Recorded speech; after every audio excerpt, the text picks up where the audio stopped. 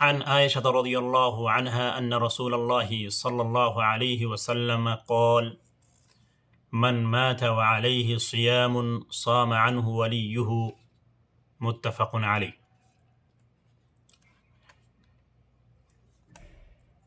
সম্মানিত নাজরিন, আজকে যে বিষয়টি আপনাদের সম্মুখে আলোকপাত করব সেটি হচ্ছে একজন মানুষ তার ফরজ রোজা ছুটে গেছে। সে এমন অবস্থায় ছিল যে সক্ষম হতো, যেমন একজন বেমার মানুষ আর সে রোজা রাখতে পারছে না, পরবর্তীতে তার বেমার ভালো হবে বলে আশা রাখা যায়, তাহলে সে রোজা রাখবে, কাজা করবে। আর ইতিমধ্যেই সে রোজা রাখতে পারেনি, কাজাও করতে পারলো না, তার আগেই তার মৃত্যু হয়ে গেল, আল্লাহ সুবহানাহু ওয়া তাআলা ডাকে সে সাড়া দিল। তাহলে তার জন্য করণীয় কি? এখন কি করতে হবে? তাহলে তার তো রোজা ছেড়ে গেছে, এটা ফরজ রোজার বিষয়। এমনি ভাবে কারো যদি নজর থাকে, মানে মান্যত করে রোজা, সে রোজাকে পূরণ করতে না পারে, যেমন একজন মানুষ কোনো কাজের জন্য বলেছে যে এই কাজটা যদি হয় তাহলে আমি 2টা রোজা রাখব,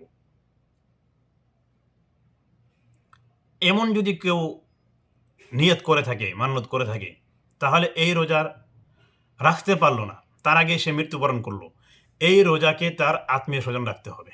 এই বিষয়ে রাসূল সাল্লাল্লাহু আলাইহি ওয়াসাল্লাম বলেন, মান মাতা ওয়া আলাইহি সিয়ামুন, যদি কোনো ব্যক্তি মারা গেল আর তার সিয়াম বাকি রয়ে গেছে, সেটা কাজা সিয়াম হতে পারে, সেটা নাজর মান্যতের সিয়াম হতে পারে।